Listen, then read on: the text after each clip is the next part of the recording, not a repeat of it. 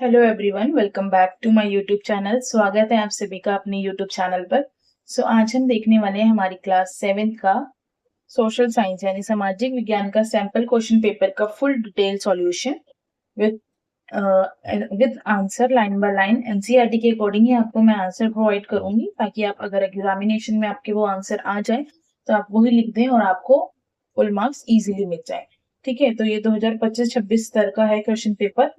शिक्षा निर्देशालय यानी डीओई द्वारा रिलीज किया गया है। तो अपना सैंपल क्वेश्चन पेपर जो है शुरू करने से पहले थोड़ा एनालाइज कर लेते हैं कि क्या कहा गया है सैंपल क्वेश्चन पेपर में। ठीक है, जो ये हमारा सैंपल क्वेश्चन पेपर है ये टोटल 60 मार्क्स का है।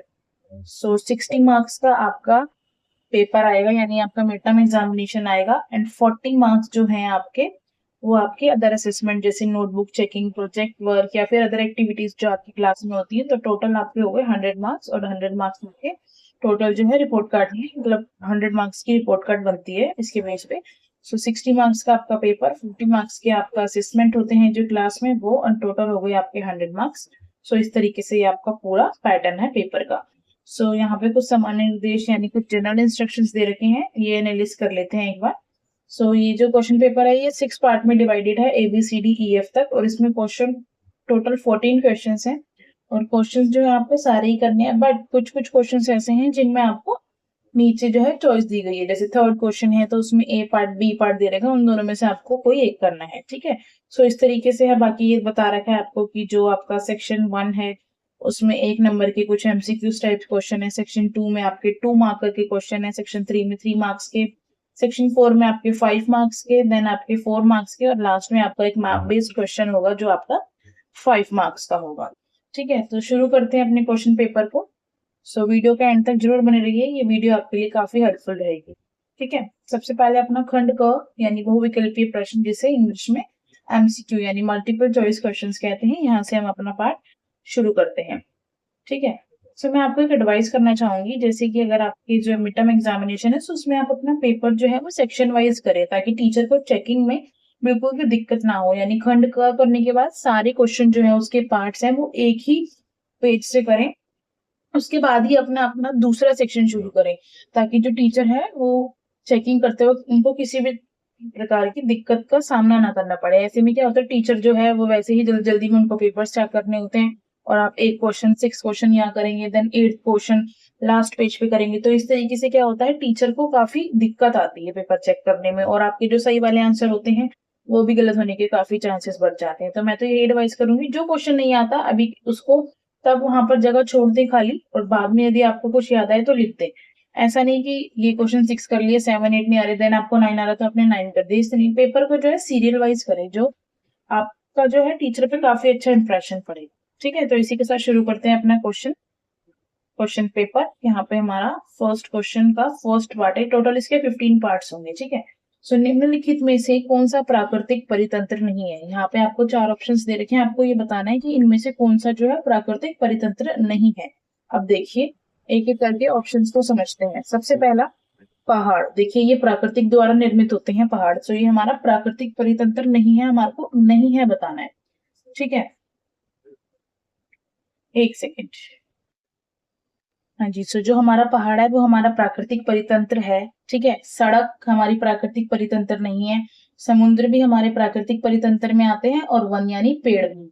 Option number B is are correct option. Option B सड़क, जो सड़क है वो प्राकृतिक के द्वारा निर्मित नहीं की जाती, वे मानव के द्वारा निर्मित की जाती है। ठीक है, नेक्स्ट देखते हैं अपना सही मिलान की पहचान कीजिए। नीचे आपको ये दे रखे हैं 4 ऑप्शन, इसमें से आपको सही मिलान की पहचान करनी है। विश्व पर्यावरण दिवस 5 जून को मनाया जाता है, 10 जून को मनाया जाता है, 15 जून को, 20 जून को। विश्व पर्यावरण दिवस कब मनाया जाता है? जो विश्व पर्यावरण दिवस है वो हमारा मनाया जाता है 5 जून को। ऑप्शन ए हमारा करेक्ट होगा, विश्व पर्यावरण दिवस यानी 5 जून को मनाया जाता है।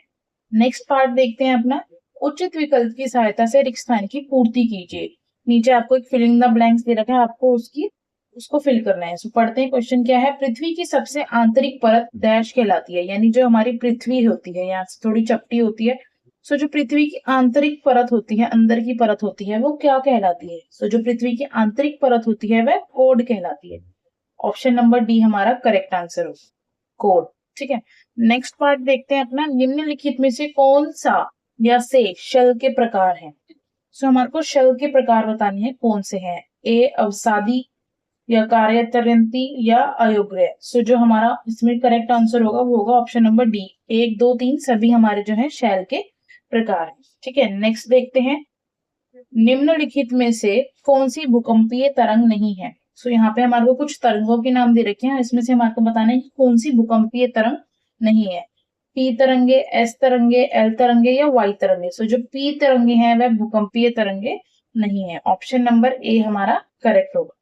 नेक्स्ट देखते हैं निम्नलिखित में से कौन सी गैस हमें सूर्य की हानिकारक किरणों से बचाती है।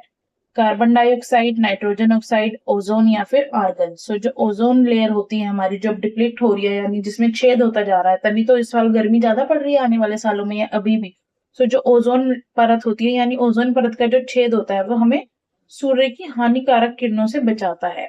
ठीक है, सो हमारा इसका करेक्ट ऑप्शन होगा ऑप्शन नंबर सी, यानी ओजोन परत जो है हमें सूर्य की हानिकारक तरंगों से बचाती है। नेक्स्ट देखते हैं अपना, नेक्स्ट है हमारा अमेरिका में नागरिक आंदोलन कब शुरू हुआ था। जो अमेरिका है उसमें हमारा नागरिक आंदोलन कब शुरू हुआ था। यहाँ पे आपको दे रखा है 1950 में, 1964 में, 74 में या 94 में, 94 में। सो जो आपका नागरिक आंदोलन है ना वो आपका चला था 1954 से लेकर 1968 तक, यानी 1954 से लेकर आपका चला था 1968 तक।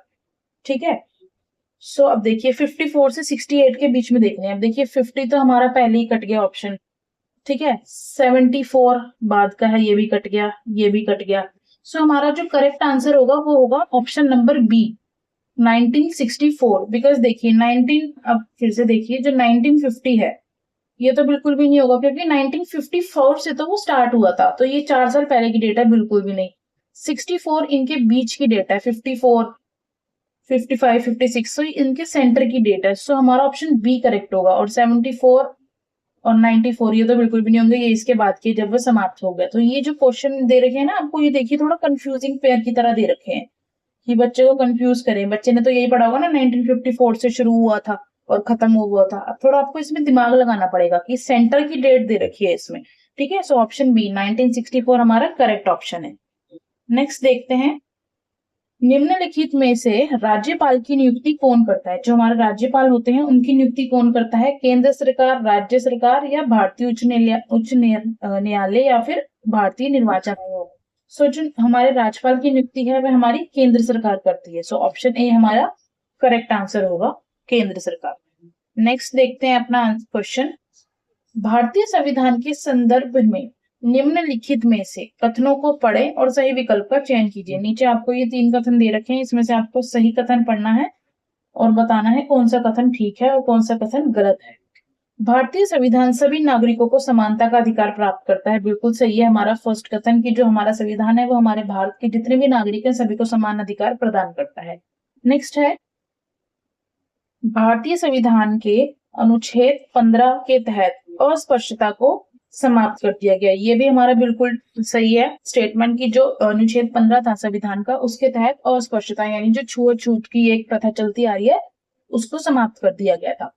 चलिए हमारे जो स्टेटमेंट 1 और 2 है वो बिल्कुल करेक्ट है। नेक्स्ट थर्ड देखते हैं, सार्वजनिक स्थलों को केवल कुछ ही लोगों के लिए आरक्षित किया गया है, बिल्कुल भी नहीं, ये हमारी गलत है स्टेटमेंट। जो सार्वजनिक स्थल होते हैं यानी जो पब्लिक प्लेसेस होते हैं वह कुछ लोगों के लिए ही आरक्षित नहीं किए जाते, बल्कि उसमें हमारे देश के सभी नागरिकों का अधिकार होता है। जैसे पार्क हो गए, मंदिर हो गए, स्विमिंग पूल हो गए। सो इस तरीके की जो जगह है वहां पे सभी लोग जा सकते हैं, केवल कुछ लोग नहीं जा सकते। तो हमारी स्टेटमेंट 1 और 2 बिल्कुल करेक्ट है और जो हमारी स्टेटमेंट थर्ड है वो गलत है। सो हमारा सही आंसर होगा इसमें केवल 1 और 2 ही सही है, यानी ऑप्शन नंबर डी हमारा करेक्ट है। ठीक है, नेक्स्ट देखते हैं। नेक्स्ट है हमारा निम्नलिखित में से, एक सेकेंड, निम्नलिखित में से कौन सा कथन कोस्टारिका के संदर्भ में सही है। ध्यान से पढ़िएगा, कभी यहाँ पे भी लिखा होता नहीं है। अब यहाँ पे हमारे को पूछे कोस्टारिका के संदर्भ में कौन सा कथन सही है, तो कोस्टारिका को मध्यम अमेरिका का सबसे स्वस्थ देश माना जाता है। कोस्टारिका अपने बजट का एक बड़ा हिस्सा सेना पर खर्च करता है। कोस्टारिका के स्वास्थ्य सेवाओं का अभाव है। कोस्टारिका में शिक्षा को महत्वपूर्ण नहीं माना जाता। सो जो हमारा इसका सही ऑप्शन होगा ऑप्शन नंबर ए, कोस्टारिका को मध्य अमेरिका का सबसे स्वस्थ देश माना जाता है। तो अब देखिए ये आपने जो पढ़ा होगा तो उसके बिहाफ पे आप देखिए ना, ये स्टेटमेंट बिल्कुल मैच ही नहीं कर रही कि स्वास्थ्य सुविधाओं का अभाव है, जब यहाँ पे बोला गया सबसे स्वस्थ देश है।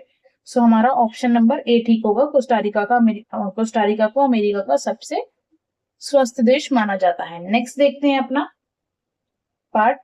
नीचे दो कथन, कथन 1 और कथन 2 के रूप में दिए गए हैं। दोनों कथनों को पढ़िए और सही विकल्प का चयन कीजिए। अगेन स्टेटमेंट वाला क्वेश्चन है। पढ़ते हैं अपना कथन। भारत में केवल सार्वजनिक स्वास्थ्य सेवाएं उपलब्ध हैं। ठीक है, भारत में केवल निजी स्वास्थ्य सेवाएं उपलब्ध है।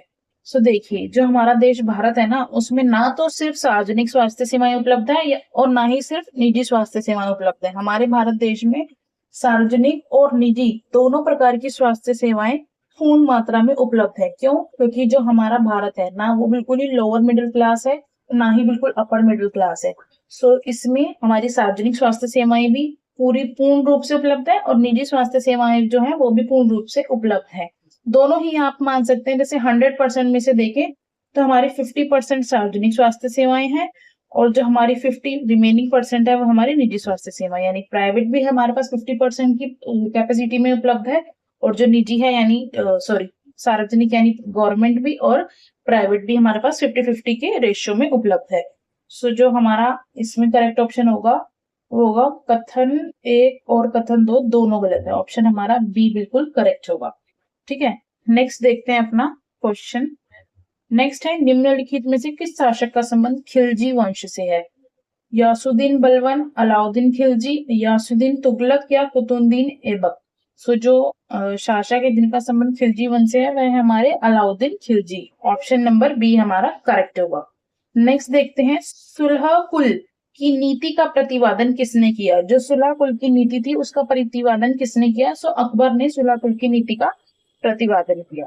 नेक्स्ट देखते हैं अपना, नीचे दो कथन दिए गए हैं, कथन ए और कारण आर। कथनों को पढ़िए और सही विकल्प का चयन कीजिए। कथन ए देखते हैं सबसे पहले।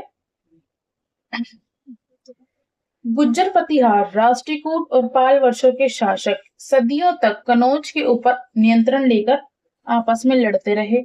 कनौज के ऊपर शासन की लड़ाई लंबी चली एवं लड़ाई में 3 पक्ष थे, इसलिए इतिहासकारों ने इसे त्रिपक्षीय संघर्ष के रूप में प्रस्तुत किया। ये हमारी दोनों स्टेटमेंट ही करेक्ट हैं, स्टेटमेंट ए और स्टेटमेंट आर। और जो स्टेटमेंट आर है वो कारण ए की बिल्कुल सही व्याख्या करती है। जो गुज्जर प्रतिहार राजपूत थे उनमें पाल वर्षों के शासक में सदियों तक कनौज पर नियंत्रण को लेकर आपसी लड़ाई चलती रही और जो ये लड़ाई थी 3 पक्षों में चली, इसलिए जो इतिहासकार थे उन्होंने इसको त्रिपक्षीय संघर्ष का रूप में प्रस्तुत किया। त्रिपक्षीय यानी जो लड़ाई 3 पक्षों में चली, 1, 2 और 3, इसलिए इसको त्रिपक्ष बोल दिया। सो इसका हमारा करेक्ट ऑप्शन होगा ऑप्शन नंबर ए। कथन ए एवं कथन आर दोनों सही हैं एवं कारण आर अभिकथन ए की सही व्याख्या करता है। ठीक है, ये क्वेश्चन बहुत इजी है। अगर आपने अपनी एनसीईआरटी को अच्छे से लाइन बाय लाइन एक्सप्लेनेशन के थ्रू पढ़ा है सो आपके लिए क्वेश्चन कुछ भी नहीं है, बहुत इजी क्वेश्चन है। ठीक है, नेक्स्ट देखते हैं। अगेन हमारा एक स्टेटमेंट वाला क्वेश्चन है। नीचे 2 कथन दिए गए हैं, उनको पढ़े और सही विकल्प का चयन कीजिए। ठीक है, पांडुलिपियां इतिहास के स्तोत्र हैं। बिल्कुल, जो हमारी पांडुलिपियां हैं वो हमारे इतिहास के स्तोत्र हैं, वो हमारे इतिहास के बारे में बताती हैं। अभिलेखगारों में पांडुलिपियों को सुरक्षित रखा जाता था। जो अभिलेखगार थे उनमें पांडुलिपियों को सुरक्षित रखा जाता था। ये भी बिल्कुल ठीक है और ये इसकी एक्सप्लेनेशन भी कर रहा है। So again option number A, कथन ए और कथन 2 दोनों सही। ठीक है, सो इसी के साथ जो हमारा सेक्शन 1 है एमसीक्यू यानी बहुविकल्पी प्रश्न वाला, वो हमने पूरा सॉल्व कर लिया है। ठीक है, आगे बढ़ने से पहले मैं आपको इसके जो मैंने आंसर लिखे हैं खुद ये दिखा देती हूँ आपको, ताकि आप जब आंसर राइटिंग करें तो आपको किसी भी प्रकार की दिक्कत ना आए। ये देख सकते हैं आप, फर्स्ट का हमारा सड़क, सेकंड का विश्व पर्यावरण दिवस 5 जून को मनाया जाता है। पृथ्वी की जो आंतरिक लेयर होती है उसे कोर कहा जाता है। फिर हमारे 3 स्टेटमेंट वाले, फिर ये तिरंगे, सी ओजोन, और फिर जो ये हमारा 7 था इसका ये लिखा हुआ है, देखिए 1954 में हुआ, मैंने ये लिखा है। और देन कब से कब तक चला? 1954 से 1968 तक चला। और इसका जो हमारा क्वेश्चन पेपर के अकॉर्डिंग सही आंसर है वो होगा हमारा 1964 यानी ऑप्शन नंबर बी। फिर A, then D, A B, B A, ये सब आपको देख सकते हैं आप अपने आंसर्स और लिख सकते हैं। ठीक है, सो ये हमारा सेक्शन ए कंप्लीट होता है प्रॉपर। अब हम बढ़ते हैं आगे अपना खंड ग, लघु उत्तरीय प्रश्न की तरफ। खंड घ, 2 मार्क के जो क्वेश्चन है अति लघु उत्तरीय प्रश्न की तरफ, ठीक है, very short answer type question. सबसे पहले सेकंड क्वेश्चन देखते हैं अपना, इतिहास के काल विभाजन को लेकर इतिहासकारों का क्या नजरिया होता है, वर्णन कीजिए। यानी इतिहास जो है हमारा, इतिहास जो है उसको कहीं पार्ट में डिवाइडेड किया गया है, तो यही पूछा है कि इतिहास के काल विभाजन को लेकर जो इतिहासकार है उनका क्या नजरिया होता है, आपको उसका वर्णन करा। तो चलिए देखते हैं अपना आंसर, ये रहा, देख सकते हैं आप। सेकंड का आंसर देखते हैं, इतिहास के काल विभाजन को लेकर इतिहासकारों का नजरिया निम्नलिखित होता है।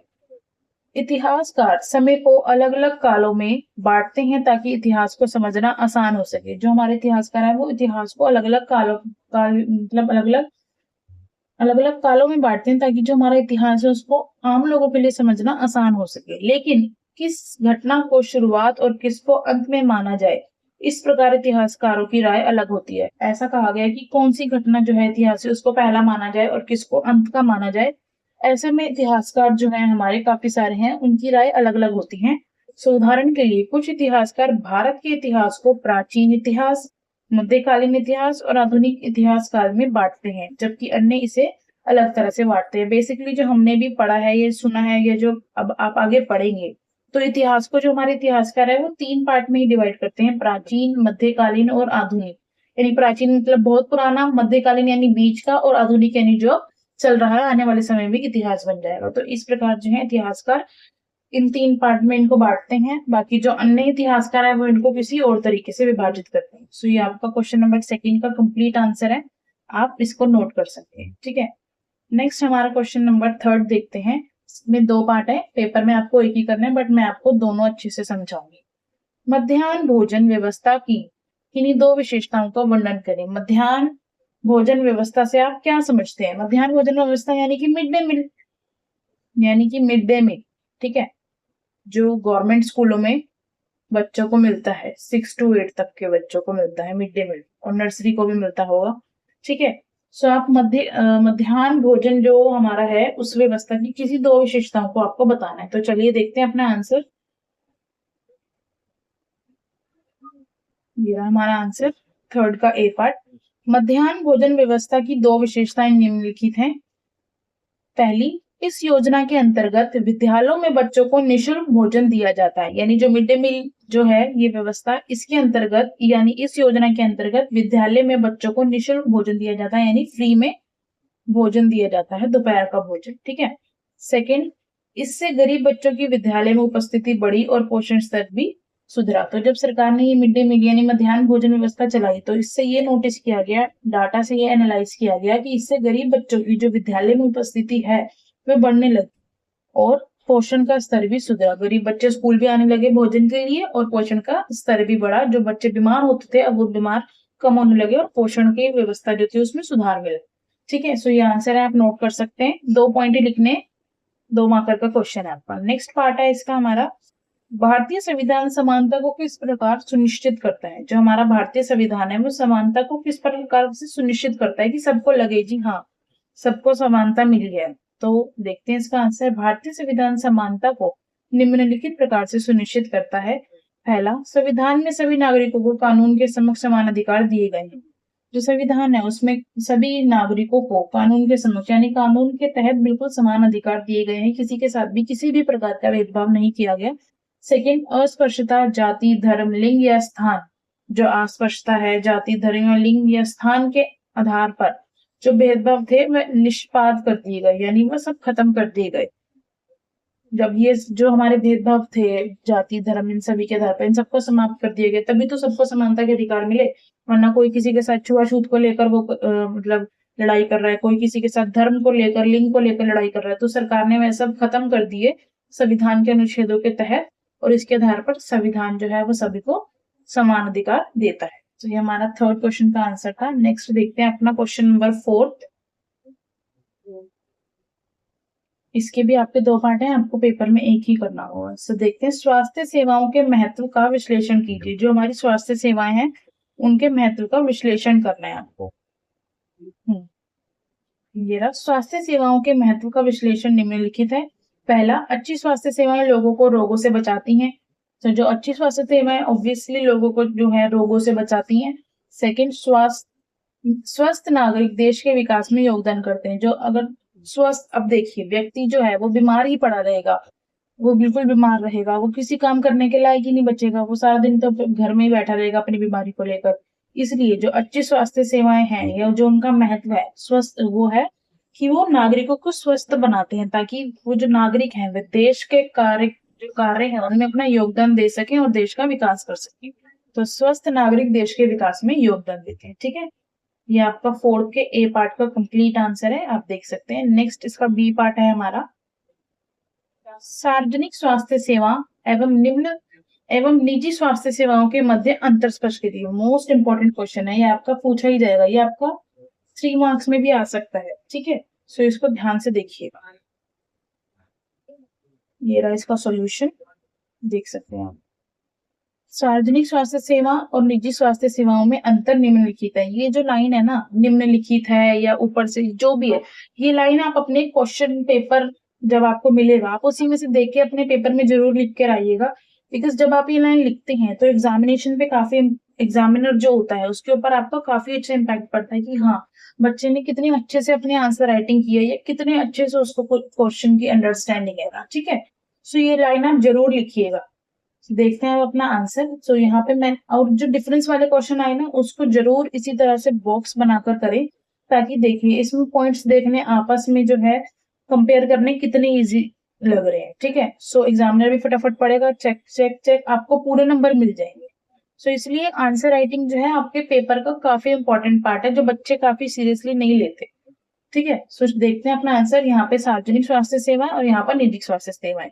फर्स्ट पॉइंट, ये सेवा सरकार द्वारा चलाई जाती है। सेकंड, इसका भी जो निजी स्वास्थ्य सेवा उसका फर्स्ट पॉइंट, ये सेवा निजी संस्थाओं द्वारा चलाई जाती है। यानी जो सार्वजनिक स्वास्थ्य सेवाएं हैं वह सरकार के द्वारा चलाई जाती हैं और जो निजी है वह निजी संस्थाओं के द्वारा चलाई जाती है। सेकेंड पॉइंट है इसका, गरीबों के लिए सस्ती व सुलभ होती है। जो सार्वजनिक स्वास्थ्य सेवा होती है वो गरीबों के लिए सस्ती होती है और सुलभ होती है। यानी सस्ती सुलभ, सस्ती तो होती है, साथ में उनके लिए काफी आसान भी होती है। निजी स्वास्थ्य सेवाएं सुविधा अधिक परंतु महंगी होती है। इसमें सुविधाएं अधिक होती हैं, बहुत ज्यादा होती हैं, पर महंगी होती हैं, जो गरीब लोग हैं वो अफोर्ड नहीं कर पाते। सो ये आपका कंप्लीट आंसर है, सार्वजनिक स्वास्थ्य सेवाएं और निजी स्वास्थ्य सेवाओं में अंतर। ठीक है, नेक्स्ट अपना क्वेश्चन देखते हैं, क्वेश्चन नंबर 5, वस्तु विनिमय प्रणाली का विश्लेषण कीजिए। ये भी काफी इंपॉर्टेंट क्वेश्चन है, वस्तु विनिमय प्रणाली का विश्लेषण कीजिए। चलिए देखते हैं इसका भी आंसर क्या है। ये रहा, वस्तु विनिमय प्रणाली, जब मुद्रा का प्रयोग नहीं होता था तब वस्तुओं के बदले वस्तुएं दी जाती थी, इससे वस्तु विनिमय प्रणाली कहते हैं। देखिए पहले के जमाने में जब हम 90s में जाएं, 80s में जाएं या फिर 70s में जाएं, तो तब जो है मुद्रा का प्रयोग ही नहीं होता था, बेसिकली मुद्रा थी ही नहीं। तो जब मुद्रा का प्रयोग नहीं होता था तब वस्तुओं के बदले वस्तुएं दी जाती थी। तो क्या होता था, अब जैसे दो व्यक्ति हैं, एक व्यक्ति ए और एक दूसरा व्यक्ति हमारा व्यक्ति बी, ये दो व्यक्ति हैं। जो व्यक्ति ए है उसको गेहूं की जरूरत है, ठीक है, इस व्यक्ति को गेहूं की जरूरत है। और जो व्यक्ति बी है इसके पास भरपूर मात्रा में गेहूं तो है, इसको चावल की जरूरत है। अब इसके पास गेहूं है, इसके पास चावल है, और इसके पास चावल भी है, इसके पास चावल है, और इसके पास आप गेहूं भी है। सो देखिए, इसको जो इसके पास चीज है वो चाहिए, इसको जो इसके पास चीज है वो चाहिए। तो क्या होता था, आपस में दोनों चीजों को एक्सचेंज कर लेंगे कि तुझे गेहूं की जरूरत है, मैं तुझे अपनी गेहूं देता हूं, और मुझे चावल की जरूरत है, तो मुझे अपने चावल दे। सो इसे ही कहते थे वस्तु विनिमय प्रणाली, कि जिस व्यक्ति को जिस चीज की जरूरत है वो ऐसा व्यक्ति ढूंढे जिसके पास वो चीज हो और उससे वो चीज ले लेना। ठीक है, सो जब मुद्रा का प्रयोग नहीं होता था तब वस्तुओं के बदले वस्तुएं दी जाती थी, इससे वस्तु विनिमय प्रणाली कहते हैं। यानी एक व्यक्ति दूसरे व्यक्ति को वस्तुएं देगा, आपस में वो वस्तुओं का एक्सचेंज करेंगे, इसे ही वस्तु विनिमय प्रणाली कहते हैं। जैसे यहाँ पे आप देखिए उदाहरण दे रखा है, जैसे किसान अनाज के बदले कपड़ा लेने वाले को अनाज देता है। जैसे किसान जो है अनाज के बदले, किसान तो अनाज उगा रहा है तो उसको कपड़े की जरूरत है, तो कपड़ा लेने वाले व्यक्ति को अनाज देता है और बदले में उससे कपड़ा ले लेता है। इसी प्रणाली में वस्तुओं का आदान प्रदान होता है। सो जो ये प्रणाली है वस्तु विनिमय प्रणाली, इसमें ही वस्तुओं का आदान प्रदान होता है। ठीक है, नेक्स्ट देखते हैं। ये हमारा सेक्शन बी कंप्लीट होता है, अब हमारा सेक्शन सी शुरू होता है यहाँ से। क्वेश्चन नंबर 6 देखते हैं अपना ए पार्ट। नदियों के 3 कार्य लिखिए। जो नदियां हैं उनके 3 कार्य लिखने हैं आपको। देखते हैं अपना आंसर। यस, ये रहा। फर्स्ट पॉइंट है, नदियां कृषि के लिए सिंचाई का जल प्रदान करती हैं। जो नदियां हैं वो हमारी कृषि के लिए सिंचाई के लिए जल प्रदान करती हैं। सेकंड, नदियां बिजली उत्पादन में सहायता प्रदान करती हैं। थर्ड, नदियां परिवहन और व्यापार में सहायक होती हैं। ठीक है, सो ये हमारे नदियों के जो 3 महत्वपूर्ण प्रयोग थे वो लिखे हुए हैं। नेक्स्ट देखते हैं। नेक्स्ट है हमारा, हिमनद के कोई 3 कार्य लिखिए। हिमनद क्या होता है आपको पता है? हिमनद वो होते हैं जैसे ग्लेशियर। ग्लेशियर वर्ड तो आपने इंग्लिश में सुना ही होगा। सो हिमनद के 3 कार्य निम्नलिखित है। पहला, हिमनद नदियों का स्रोत होते हैं। सेकंड, ये ठंडे क्षेत्रों में जल का भंडार है। थर्ड, ये नीचे की भूमि को काटते और घटिया बनाते हैं। ठीक है, सो ग्लेशियर के ये 3 कार्य हैं। नदियों का स्रोत है, ठंडे क्षेत्र का जल का भंडार है और नीचे की जो भूमि होती है उसको काटते हैं और घटिया बनाते हैं। नेक्स्ट देखते हैं अपना क्वेश्चन नंबर 7 का पार्ट ए। यदि 1920 के दशक में आपका जन्म सोमा द्वीप के पर हुआ होता तो आपसे किस प्रकार की भूमिकाओं की अपेक्षा की जाती? ये कह रहा है यदि आपका जन्म 1920 के दशक में, यानी 1920 का दशक कैसे होगा? 1920 से 1930 तक, 1920 से 1930 के बीच के समय में यदि आपका जन्म सोमा द्वीप के करीब हुआ होता तो आपसे किस प्रकार की भूमिकाओं की उपेक्षा की जाती है, यानी आप कौन कौन से कार्य करते, किस किस कार्य की आपसे उपेक्षा की जाती है। देखते हैं अपना आंसर। ये आपका 3 मार्कर का क्वेश्चन है, तो इसमें आपको कम से कम 3 पॉइंट तो लिखने ही होंगे। ठीक है, यदि 1920 के दशक में मेरा जन्म सोमा द्वीप पर हुआ होता तो मुझसे निम्नलिखित प्रकार की भूमिकाओं की उपेक्षा की जाती। जैसे पहला देखते हैं, 1920 के दशक में सोमा द्वीप पर पुरुषों से खेती, यानी 1920 के दशक में यदि कोई पुरुष होता है, उसका जन्म हुआ होता तो उससे खेती की उपेक्षा की जाती। ठीक है, सेकंड है, मछली पकड़ने और घर चलाने की जिम्मेदारी निभाने की उपेक्षा की जाती। मछली पकड़ने की और घर चलाने की उपेक्षा भी एक पुरुष से की जाती यदि उसका जन्म 1920 के दशक में हुआ होता सोमा द्वीप के किनारे। ठीक है, नेक्स्ट देखते हैं। यस, नेक्स्ट है, स्त्रियों से बच्चों की देखभाल, घरेलू कार्य तथा बुनाई कढ़ाई जैसे काम करने की अपेक्षा की जाती। पुरुषों से तो खेती करना, मछली पकड़ना और घर चलाने की अपेक्षा की जाती है, और जो स्त्रियां हैं उनसे बच्चों की देखभाल, घर के घरेलू कार्य, कढ़ाई बुनाई जैसे काम की अपेक्षा की जाती। ठीक है, ये हमारा आंसर था। नेक्स्ट देखते हैं, इसका पार्ट जो है दे रखा है हमारे को, घरेलू कार्य के महत्व का विश्लेषण कीजिए। ये क्वेश्चन भी काफी इंपॉर्टेंट है, पूछा जाता है आपके पेपर में कि घरेलू कार्य के महत्व का विश्लेषण कीजिए। देखते हैं इसका आंसर क्या है।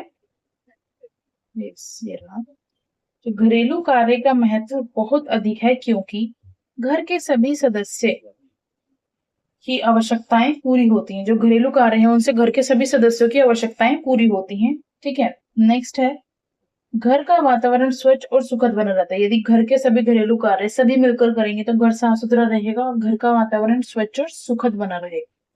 ठीक है, थर्ड है, परिवार के सदस्य स्वस्थ और संतुलित जीवन जी पाते हैं। जो परिवार के सदस्य हैं वे स्वस्थ और संतुलित जीवन जी पाते हैं यदि घर में साफ सफाई रहेगी, घरेलू काम सभी मिलजुल कर करेंगे, सभी खाना खाएंगे अच्छा टाइम से, तो घर के सदस्य में स्वस्थ रहेंगे और संतुलित जीवन यानी एक बैलेंस जीवन जी पाएंगे। ठीक है, सो ये हमारा आंसर था। नेक्स्ट देखते हैं अपना क्वेश्चन नंबर 8। ये आपके 5 मार्कर के क्वेश्चन हैं, ये देख सकते हैं आप। एक सेकेंड। यस, ये आपके 5 नंबर के क्वेश्चन है। 8th क्वेश्चन देखते हैं, वायुमंडल की विभिन्न परतों की व्याख्या कीजिए। जो वायुमंडल है हमारा, उसके अंदर विभिन्न परतें होती हैं, तो आपको उसको एक्सप्लेन करना है। ठीक है, एक्सप्लेनेशन देनी है आपको उसकी। देखते हैं अपना आंसर। वायुमंडल से रिलेटेड आपका एक क्वेश्चन डेफिनेटली आएगा, तो इस चैप्टर को काफी अच्छे से करके जाएं, मेरी यही एडवाइस है। देखते हैं, ए पार्ट कर रहे हैं अभी हम। वायुमंडल की प्रमुख 5 परतें होती हैं। ठीक है, अब 5 को आपको थोड़ा थोड़ा लिख के एक्सप्लेन करना है। ठीक है, फर्स्ट है क्षोभ मंडल। यह पृथ्वी की सतह से लगभग 12 किलोमीटर तक फैला है। मौसम संबंधित घटनाएं यहीं घटित होती हैं। जो हमारा क्षोभ मंडल है, ये जो हमारी पृथ्वी की सतह है उससे 12 किलोमीटर तक फैला है और जो मौसम से संबंधित घटनाएं होती हैं वो यहीं पर घटती हैं। ठीक है, नेक्स्ट हमारे है समताप मंडल। यह 12 से 50 किलोमीटर तक फैला है। ये पृथ्वी की सतह से 12 से 50 किलोमीटर तक फैला है। इससे ओजोन परत होती है जो हमें सूर्य इसमें ओजोन परत होती है जो हमें सूर्य की हानिकारक किरणों से बचाती है। ठीक है, सो ये 12 से हमारा 50 किलोमीटर तक फैला है और इसमें एक ओजोन परत होती है जो सूर्य की हानिकारक किरणों से हमारे को बचाती है।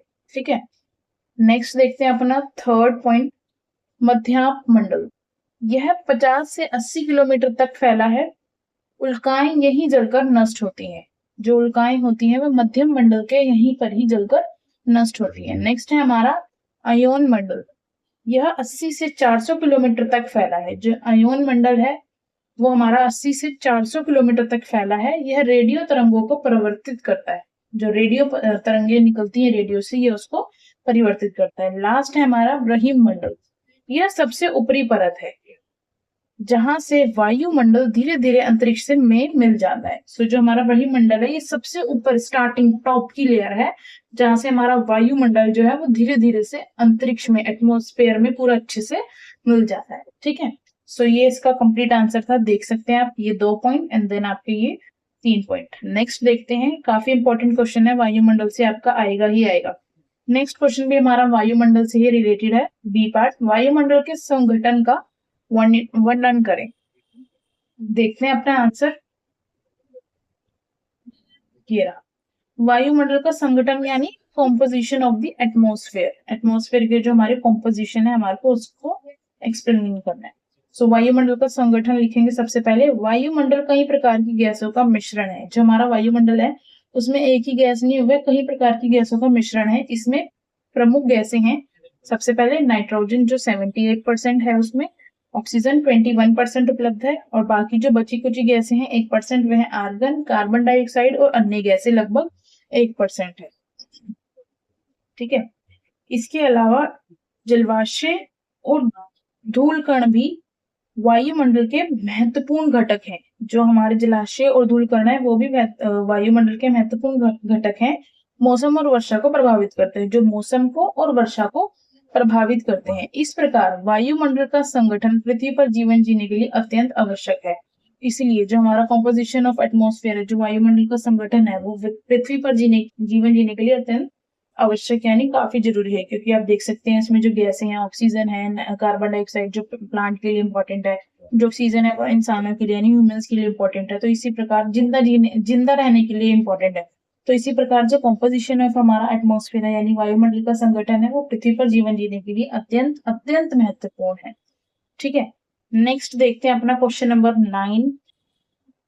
9 क्वेश्चन है, अलाउद्दीन खिलजी की भू राजस्व प्रणाली की समीक्षा करें। जो अलाउद्दीन खिलजी थे उनकी जो भू राजस्व प्रणाली थी उसकी समीक्षा करें यानी उसको थोड़ा बहुत एक्सप्लेन करना है। सो आप बेसिकली 4 से 5 पॉइंट लिख सकते हैं।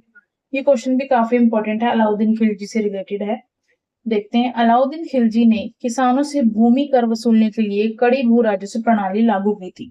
तो जो अलाउद्दीन खिलजी थे उन्होंने किसानों से भूमि कर यानी जो हमारा लैंड का टैक्स था वो वसूलने के लिए काफी कड़ी यानी काफी कठोर भू राजस्व प्रणाली लागू की थी, लॉन्च की थी। फर्स्ट पॉइंट है, देखते हैं, उसने भूमि की उपज का लगभग आधा भाग कर के रूप में लिया था। जो अलाउद्दीन खिलजी था उसने किसानों से जो उनकी भूमि थी उससे लगभग आधा भाग जो है कर के रूप में लिया था। ठीक है, देखिए आधा भाग लिया था यानी 10-20% में, पूरा 50% 100 में से। सेकंड, कर नगद में लिया जाता था। जो कर था यानी जो टैक्स था वो कैश में लिया जाता, नगद में लिया जाता था। थर्ड, भ्रष्टाचार रोकने के लिए अधिकारियों पर कड़ा नियंत्रण रखा गया। जो भ्रष्टाचार यानी करप्शन को रोकने के लिए जो अधिकारी थे उन पर कड़ा नियंत्रण रखा गया। फोर्थ, इस व्यवस्था से राज्य की आय बढ़ी परंतु किसानों पर अत्यधिक बोझ पड़ा। अब देखिए उसने अधिक कर वसूला, कैश के रूप में, नगद के रूप में वसूल करा। तो इससे जो इस व्यवस्था से राज्य की आय तो बढ़ी परंतु जो उस नगर के किसान थे, गरीब किसान थे, उन पर अत्यधिक बोझ पड़ा। बिकॉज उनकी जो जमीन है उसका लगभग आधा हिस्सा ही कर के रूप में दिया जा रहा है। 50%, 10%, 20% तक तो चलो समझ आता है, बट 0.5% देना ये बहुत ज्यादा होता है, इसलिए किसानों पर अत्यधिक बोझ पड़ा। ठीक है, नेक्स्ट देखते हैं अपना सो इसी के साथ जो हमारा खंड घ है वो भी खत्म होता है। अब हम देखते हैं अपना खंड ड, जो हमारा केस बेस्ड क्वेश्चन है। ठीक है, ये देखते हैं। सो इसमें बेसिकली आपके जो चैप्टर्स हैं तीनों बुक्स के, उसमें से ही आपको पैसेज कुछ दी गई हैं, उसमें से कुछ लाइन्स उठा ली गई हैं और उसको एज अ पैराग्राफ के रूप में दे दिया गया है और नीचे आपसे उसी से रिलेटेड कुछ क्वेश्चंस पूछे गए हैं, तो आपको उनका ही आंसर करना है। सो देखते हैं अपना क्वेश्चन नंबर 10। निम्नलिखित अनुच्छेद को पढ़कर पूछे गए प्रश्नों के उत्तर दीजिए। यहाँ पे आपको पैसेज पढ़ना और नीचे क्वेश्चंस के आंसर देने हैं। भारत के हर राज्य में एक विधानसभा है। हर राज्य कई निर्वाचन क्षेत्रों में बटा हुआ है। तो जो भारत है उसके हर राज्य में एक विधानसभा है और जो हर राज्य है यानी जितने भी राज्य हैं, हर राज्य एक निर्वाचन क्षेत्र में कई निर्वाचन क्षेत्रों में बटा हुआ है। हर निर्वाचन क्षेत्र से जनता एक प्रतिनिधि चुनती है। जो निर्वाचन क्षेत्र है, जनता एक प्रतिनिधि हर निर्वाचन क्षेत्र से चुनती है जो विधानसभा का सदस्य यानी विधायक बन जाते हैं। आपने ध्यान दिया होगा कि चुनाव में लोग अलग अलग पार्टियों के नाम से खड़े होते हैं, इसलिए ये विधायक अलग अलग राजनीतिक दलों के होते हैं। ठीक है, अब हमने इस पैसेज में ये पढ़ा कि भारत के हर राज्य में विधानसभा है। वो जो राज्य, वह हर राज्य जो है वो कई निर्वाचन क्षेत्रों में बटा हुआ है और हर निर्वाचन क्षेत्र में जनता एक प्रतिनिधि चुनती है जो विधानसभा का सदस्य यानी विधायक बन जाता है। ठीक है, आपने ध्यान दिया होगा कि चुनाव में अलग अलग पार्टियों के नाम से जो है लोग खड़े होते हैं और इसलिए इसे विधायक अलग अलग राजनीतिक दलों के नाम से जाने जाते हैं। ठीक है, अब हम एक क्वेश्चन देखते हैं अपना। किसी राज्य के लिए कानून बनाने वाली सर्वोच्च संस्था का नाम बताइए। यानी किसी राज्य के लिए जो कानून बनाने वाली सर्वोच्च संस्था है उसका आपको नाम बताना है। तो अपना आंसर देखते हैं यहाँ पे। सो वह हमारी विधानसभा है। सो किसी राज्य के लिए कानून बनाने वाली सर्वोच्च संस्था है हमारी विधानसभा। ठीक है, नेक्स्ट देखते हैं। नेक्स्ट क्वेश्चन है हमारा, विधानसभा के सदस्यों का चुनाव कौन करता है। सो जो विधानसभा के सदस्य हैं उनका चुनाव जनता करती है। ये देखिए, जनता। ठीक है, नेक्स्ट देखते हैं अपना क्वेश्चन। राज्य को छोटे छोटे क्षेत्रों में क्यों विभाजित किया गया, व्याख्या कीजिए। जो राज्य है उनको छोटे छोटे क्षेत्रों में यानी हर राज्य को कई निर्वाचन क्षेत्र में छोटे छोटे उसमें डिवाइड क्यों किया गया, आपको ये बताना है। देखते हैं अपना आंसर। राज्य को छोटे छोटे निर्वाचन क्षेत्रों में विभाजित किया जाता है ताकि प्रत्येक क्षेत्र की जनता अपना प्रतिनिधित्व चुन सके। जो राज्य है, एक राज्य है, उसको कई छोटे छोटे निर्वाचन क्षेत्रों में विभाजित किया जाता है ताकि जो जनता है वह अपना प्रतिनिधित्व चुन सके आसानी से। इससे सभी क्षेत्रों की समस्याएं विधानसभा में पहुंचती हैं। इससे जो विधायक होते हैं वो उस क्षेत्र की सारी समस्याएं लेकर विधानसभा में जाते हैं और पूरे राज्य के लोगों की भागीदारी सुनिश्चित होती है। और इससे जो है राज्य के जितने भी लोग हैं सबकी भागीदारी सुनिश्चित होती है कि किसका क्या ओपिनियन है, कौन क्या कहना चाहता है। इसी वजह से राज्य को छोटे छोटे निर्वाचन क्षेत्रों में विभाजित किया जाता है। ठीक है, ये कंप्लीट आंसर हमारा 10th क्वेश्चन का। नेक्स्ट 11th क्वेश्चन समझते हैं। ये देखिए, सो बेसिकली आपको ये निम्नलिखित अनुच्छेद तो यहाँ पे कुछ नहीं दे रखा, बट आपको ये एक इमेज दे रखी है। इसके बिहाफ पे आपको कुछ क्वेश्चंस के आंसर देने। ये आपने अपने बुक में भी देखी होगी, पृथ्वी में जो हमारी रेखाएं होती हैं, कर्क रेखा, भूमध्य सागरीय रेखाएं या जो पवने हैं, उनके बारे में आपको बताया गया है। सो इस डायग्राम को अच्छे से पढ़ लेना, अच्छे से समझ आना चाहिए आपको। ये देख सकते हैं, आपको ये बनाना भी आना चाहिए। ठीक है, सो यहाँ पे आपको ये बताया हुआ है कि 0 डिग्री से ऊपर कौन कौन सी पवने हैं, उसके बाद 0 डिग्री से नीचे कौन कौन सी हैं, उच्च दाब के बारे में, ध्रुवीय पूर्वी पवन, ठीक है, सनातन पछुआ पवन। सो ये सब पवनों के बारे में हमारा डायग्राम है। प्रमुख वायुदाब टेटियां, ठीक है, ये उसका डायग्राम है। सो इसके क्वेश्चंस देखते हैं कौन कौन से हैं।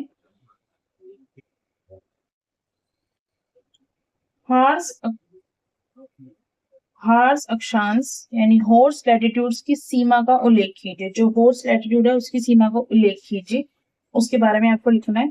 सो ये रहा आंसर। यह लगभग 30 डिग्री उत्तर से और 30 डिग्री दक्षिण अक्षांश पर पाए जाते हैं। ठीक है, ये लगभग 30 डिग्री उत्तर और 30 डिग्री दक्षिण अक्षांश पर पाए जाते हैं, यानी जो हॉर्स लैटिट्यूड। ठीक है, नेक्स्ट देखते हैं अपना, व्यापारिक पवने यानी ट्रेड वाइन्स क्या होती है, इसको एक्सप्लेन करना है आपको।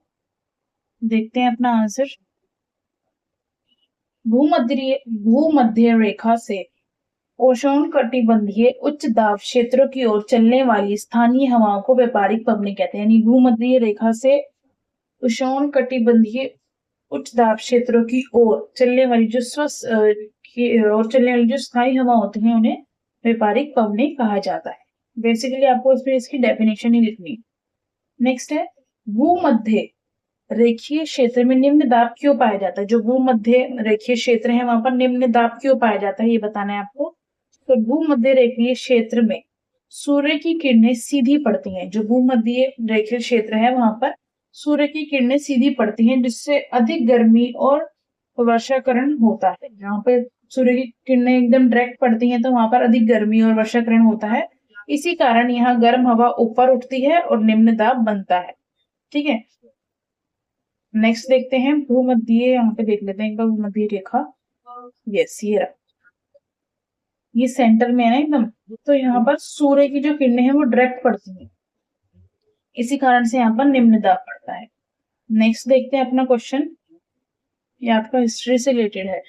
12th, चंगेज खान के नेतृत्व में मंगोलों ने 1219 उत्तर पूर्वी ईरान में ट्रांस ओक्सियाना आधुनिक उज्बेकिस्तान पर हमला किया। इसके शीघ्र बाद ही दिल्ली सल्तनत को उनका धावा झेलना पड़ा। अलाउद्दीन खिलजी और मोहम्मद तुगलक के शासकों के आरंभ में दिल्ली पर मंगोलों के दावे बढ़ गए। इससे मजबूर होकर दोनों ही सल्तनतों को एक विशाल स्थायी सेना खड़ी करनी पड़ी। इससे विशाल सेना को संभालना प्रशासन के लिए एक चुनौती थी। ठीक है, तो ये कह रहा है चंगेज खान के नेतृत्व में मंगोलों ने 1219 में उत्तर पूर्वी ईरान में आधुनिक उज्बेकिस्तान कहा जाता था जिस पर उस पर हमला किया। इसके शीघ्र बाद ही उन्होंने दिल्ली सल्तनत पर धावा बोल दिया जिससे दिल्ली को इसका असर झेलना पड़ा। अलाउद्दीन खिलजी और मोहम्मद तुगलक के जो शासक कालों में जो दिल्ली पर जो हमला हुआ मंगोलों के धावे का, इसके बाद दोनों सल्तनतों को एक विशाल स्थायी सेना खड़ी करनी पड़ी। इससे विशाल स्थायी सेना को संभालना, अब देखिए सेना खड़ी कर दी है विशाल सेना, तो उसको संभालना और उस विशाल सेना को संभालना और प्रशासन पर जो भारी चुनौतियां आई वो सब देखना, ये काफी ज्यादा मुश्किल काम हो जाता है। सो बस इसी के रिगार्डिंग आपको कुछ क्वेश्चन दे रखे हैं, आंसर करना है। चंगेज खान कौन था सबसे पहले बताना है आपको। देखते हैं अपना आंसर। चंगेज खान मंगोलों का शासक था जिसने बड़े बड़े इलाकों पर विजय प्राप्त की। जो चंगेज खान था कौन था, मंगोलों का शासक था जिसने बड़े बड़े इलाकों पर विजय प्राप्त की। नेक्स्ट, चंगेज खान ने दिल्ली पर किसके शासनकाल में आक्रमण किया। जो चंगेज खान था उसने दिल्ली पर तब किसका शासनकाल चल रहा था जब उसने आक्रमण किया। सो मंगोलों के हमले अचानक और बहुत बड़े पैमाने पर होते, उसने इल्तुतमिश के शासनकाल में दिल्ली पर आक्रमण किया। जो चंगेज खान था उसने इल्तुतमिश का शासन चल रहा था तब दिल्ली पर, तब उसने दिल्ली पर आक्रमण किया। ठीक है, नेक्स्ट देखते हैं। इसमें वर्ड्स थोड़े अजीब से है ना, तो पढ़ने में दिक्कत होती है कभी कभी। सल्तनत के शासकों को बड़ी स्थायी सेना खड़ी करने की आवश्यकता क्यों पड़ी। जो सल्तनत के शासक थे उनको एक बड़ी स्थायी सेना खड़ी करने की आवश्यकता क्यों पड़ी, आपको ये बताना है। सो ये रहा आंसर। मंगोलों के हमले अचानक और बहुत बड़े पैमाने पर होते थे। सो जो मंगोल थे उनके हमले अचानक से ही बहुत बड़े पैमाने पर होने लग गए। ठीक है, इसलिए उनको एक विशाल स्थायी सेना खड़ी करने की आवश्यकता आन पड़ी। नेक्स्ट, उनके कारण स्थानीय प्रशासन को सेना और सुरक्षा मजबूत करनी पड़ी। उनके कारण जो स्थानीय सेना थी वहां की, उनको भी एक मजबूत सुरक्षा के लिए सेना जो है खड़ी करनी पड़ गई। ठीक है, नेक्स्ट, दिल्ली की सत्ता पर हमेशा खतरा बना रहता है। इसी कारण से जो दिल्ली की सत्ता है उस पर खतरा बना रहता है, इसी कारण से उनको विशाल सेना जो है वो खड़ी करनी पड़ी। नेक्स्ट 13 क्वेश्चन देखते हैं अपना। भारत में बड़ी संख्या में डॉक्टर, दवाखाने और अस्पताल हैं। देश में सार्वजनिक स्वास्थ्य सेवाओं को चलाने का पर्याप्त अनुभव और ज्ञान भी उपलब्ध है। जैसा कि आप सब जानते हैं कि भारत में बड़ी संख्या में डॉक्टर्स, दवाखाने यानी कि मेडिकल्स की शॉप और अस्पताल, हॉस्पिटल्स जो है वो उपलब्ध है। और देश में सार्वजनिक स्वास्थ्य सेवाओं यानी जो सरकार के द्वारा स्वास्थ्य सेवाएं चलाई जाती हैं वे पर्याप्त हैं और ज्ञान से भी भरी हुई हैं पूर्ण रूप से। ये ऐसे चिकित्सालय और स्वास्थ्य केंद्र हैं जिनसे सरकार चलती है। ऐसे ये स्वास्थ्य केंद्र और चिकित्सालय जिन्हें सरकार चलाती है। सरकार अपनी जनसंख्या को एक बड़े भाग की देखभाल करने में समर्थ है। जो हमारी सरकार है वो अपनी जनसंख्या के एक बड़े भाग की अच्छे से देखभाल करने के लिए समर्थ है, जो सैकड़ों और हजारों गाँव में फैली हुई है। ठीक है, साथ ही चिकित्सा विज्ञान बहुत असाधारण प्रगति हुई है। साथ ही चिकित्सा विज्ञान में बहुत असाधारण प्रगति हुई है, जिससे देश में इलाज की नई तकनीकें और विधियां उपलब्ध है। जैसे कि बता रहा है कि भारत जो है उसमें काफी संख्या में डॉक्टर्स, दवाई खाने, हॉस्पिटल्स और सरकार के द्वारा जो सुविधाएं दी जाती हैं वो सभी उपलब्ध हैं, और ऐसे चिकित्सालय भी हैं और ऐसे हॉस्पिटल, स्वास्थ्य केंद्र हैं जिन्हें सरकार के द्वारा चलाया जाता है, और ये एक बहुत बड़ी जनसंख्या के भाग की देखभाल करते हैं, सैकड़ों हजार गाँव में फैली हुई है। इसी के साथ जो हमारी चिकित्सा विज्ञान है, यानी जो हमारी साइंस से रिलेटेड टेक्नोलॉजी है, मेडिसिन, उसमें बहुत असाधारण प्रगति हुई है, जिसके चलते देश में जो है नई तकनीकी और जो विधियां हैं इलाज को लेकर या दवाइयों को लेकर वो उपलब्ध है। ठीक है, सो बेसिकली आपको जो है पैसे दी गई है हॉस्पिटल से लेकर, यानी हमारी स्वास्थ्य सेवाओं के बारे में। देखते हैं इसका फर्स्ट क्वेश्चन, हमें स्वास्थ्य सुविधाओं की क्या आवश्यकता है। इसका आंसर देखते हैं अपना।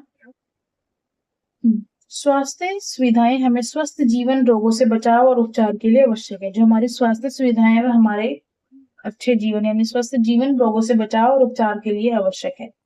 नेक्स्ट देखते हैं अपना क्वेश्चन। नेक्स्ट क्वेश्चन है, विज्ञान की प्रगति ने चिकित्सा सुविधाओं को किस प्रकार सहायता पहुंचाई है, यानी साइंस में जो तरक्की हुई है उसने चिकित्सा यानी मेडिकल लाइन में किस तरीके से सहायता पहुंचाई है। विज्ञान की प्रकृति से नई दवाएं, आधुनिक इलाज की तकनीकें, ऑपरेशन की मशीनें और टीकाकरण संभव हुआ है। जो विज्ञान ने प्रगति की उससे नई प्रकार की मेडिसिन जो पहले भारत के पास नहीं थी, और आधुनिक इलाज यानी मशीनों के द्वारा जो इलाज होते हैं वो की तकनीकें और ऑपरेशन की मशीनें और टीकाकरण संभव हुआ है विज्ञान की प्रगति से। ठीक है, नेक्स्ट देखते हैं अपना क्वेश्चन नंबर 13 का लास्ट पार्ट, सार्वजनिक स्वास्थ्य सेवाएं सरकार द्वारा चलाना क्यों आवश्यक है। और हमारे को बताना है जो सार्वजनिक स्वास्थ्य सेवाएं वो सरकार के द्वारा चलाना क्यों आवश्यक है।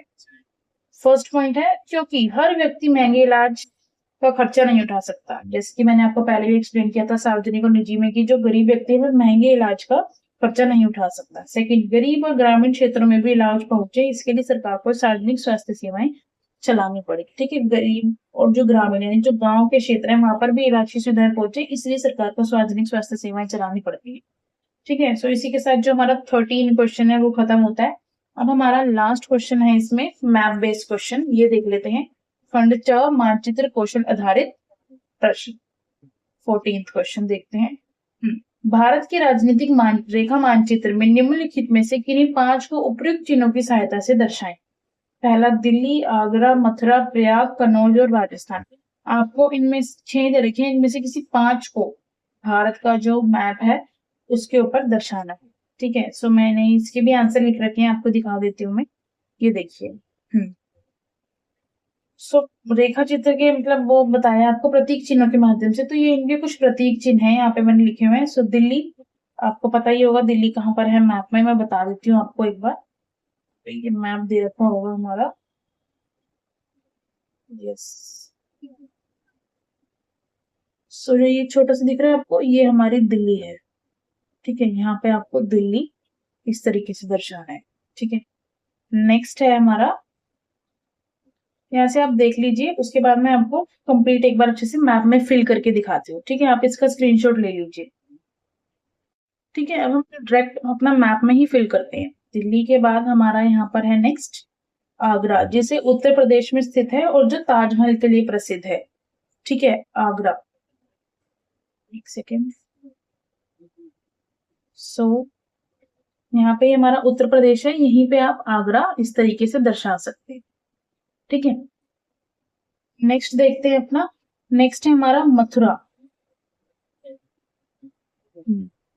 जो मथुरा है भगवान कृष्ण की जन्मभूमि है और वो भी आगरा के आसपास ही पड़ेगी, वो भी आप यहीं पे दर्शा सकते हैं। ठीक है, नेक्स्ट है हमारा प्रयाग यानी प्रयागराज।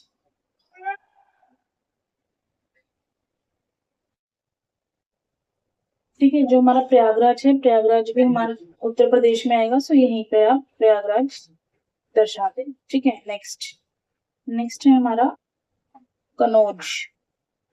कनौज जो है हमारा उत्तर प्रदेश में स्थित है वो भी। सो कनौज, ये वाले सारे स्टेट्स आपके उत्तर प्रदेश में ही हैं, यहीं पे। ठीक है, यहाँ पर आप कनौज लिख दीजिए। प्रॉपर पॉइंट्स तो शायद आपकी क्लास में भी जरूरी नहीं है, बस आपको स्टेट पता होने चाहिए। और नेक्स्ट है आपका राजस्थान, यहाँ पर आपको राजस्थान है।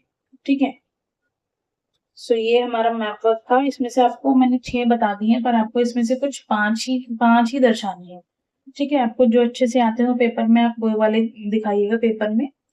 ठीक है, सो ये बेसिकली हमारा क्लास 7 का सामाजिक विज्ञान का जो सैंपल क्वेश्चन पेपर था ये पूरा कंप्लीट होता है। होप आपको ये वीडियो पसंद आई होगी और इस वीडियो से आपको काफी हेल्प मिली हो।